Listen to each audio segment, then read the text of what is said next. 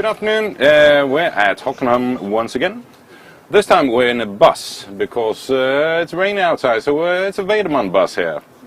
Very nice. And this is the fan bus. Let's hear it from the fans.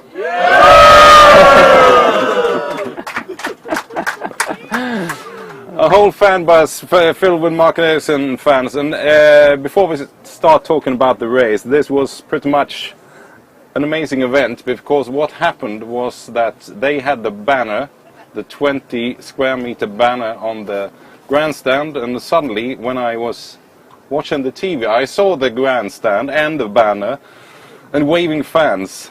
Yeah, you saw them as well? Yeah, that was quite funny, because I just looked up at that big TV screen that was next to the grid, and I saw the banner and everything, and it was on for quite a few seconds. Yeah. So yeah, it was very good, and I got even more, fired up, and I thought, it's going to be a good day.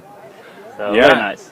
And we got worldwide coverage, and from Will Buxton reporting for Sky Sports, he said that it's Marcus Ericsson, he's got massive support, an entire fan bus from Sweden, and he's been hunting passes for the fans to visit the iSport garage, and I was just stunned there.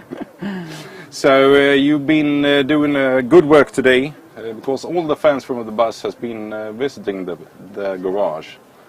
You made a real effort. Yeah, it was. It's good fun, It's nice to bring everyone in and show them, a bit behind the scenes, how we work and the cars and everything like that. So I hope everyone thought it was good. So. Did you feel it was good to be in the pit? Yeah. They're like monkeys, I can tell. Do you like meat? Yeah!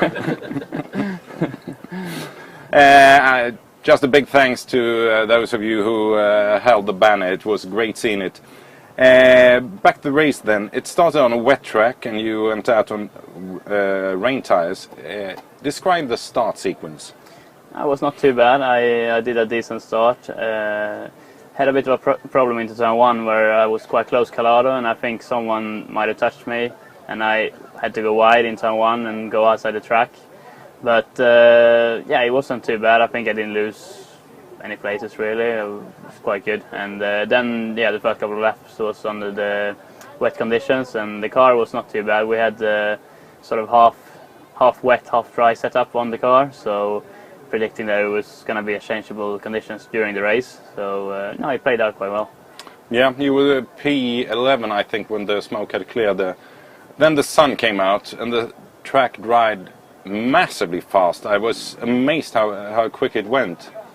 What is the feeling when it's getting so dry on rain tires? Yeah, the rain tires, they're very soft, so they burn very quick. And yeah, I mean, obviously Cecotto and I think Riquelme they gambled and started on wets, but I thought it was no chance really, because it was still a lot of spray when we did the formation laps. So I thought it made a gamble, but a wrong gamble. But yeah, it turns out that it was actually the right choice, and obviously Cecotto won and Riquelme was on the podium. But it's difficult, these things. We tried it in Silverstone and it went the other way and we finished last. So you can win and you can lose some things like that, but I think we still did a decent choice and had a quite good race. And from then on you were in fights all over the track, and you were fighting with Valsecchi, Calado, Onidi, and you had constantly had to push forward and defend backwards. Isn't it hard? Yeah, I mean, it was quite a tough race, because obviously we went in on lap 6 and put on the slicks, and it was a 38-lap race, so we knew we wanted to not pit again. And as we all know, the Pirelli tires are quite easy to overdrive and sort of finish. So it was a tough race in that perspective, because also, as you said, we were fighting constantly, and I had to fight off Valsecchi and did some good moves during the race. But the last 10 laps basically we had used the front tire especially too hard, and I couldn't really attack for the top 8, even though we were very close.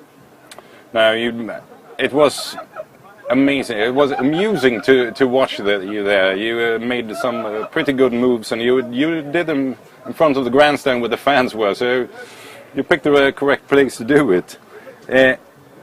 Out on the last lap, you were P9. Did you get from the pit that Melker was investigated for an incident in the pits?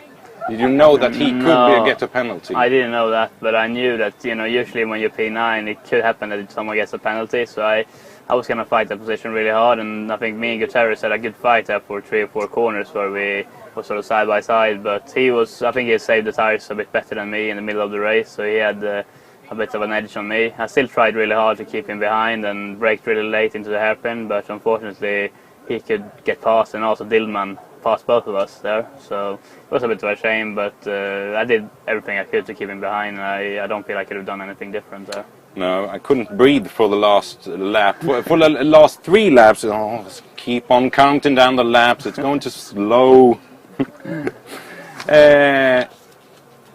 You gave the fans a fantastic race, and I think you fought well. And those who say you didn't do a great race, they don't know anything about racing, I would say. Tomorrow you will probably start from P10 if Melker gets the penalty. The forecast is dry race. What can we expect from the race?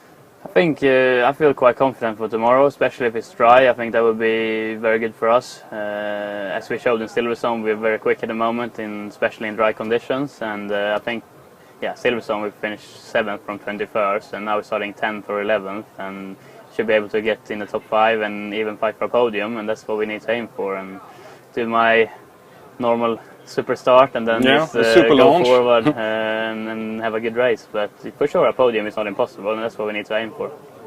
So we're keeping our fingers crossed and looking forward to an interview tomorrow after the podium then.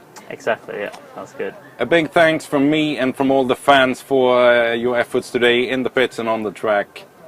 A big cheer for Marcus!